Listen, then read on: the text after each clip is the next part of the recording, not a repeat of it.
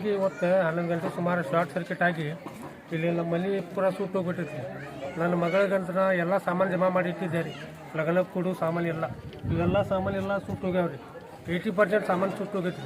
ನಾ ಇಲ್ಲಿ ಗ್ರಾಮೀಣದಾಗ ಅಲ್ಲಿ ಇಲ್ಲಿ ಸಂಘದಲ್ಲಿ ಸಾಲ ತೊಗೊಂಡು ಇದೆಲ್ಲ ಜಮಾ ಮಾಡಿದ್ದೆ ರೀ.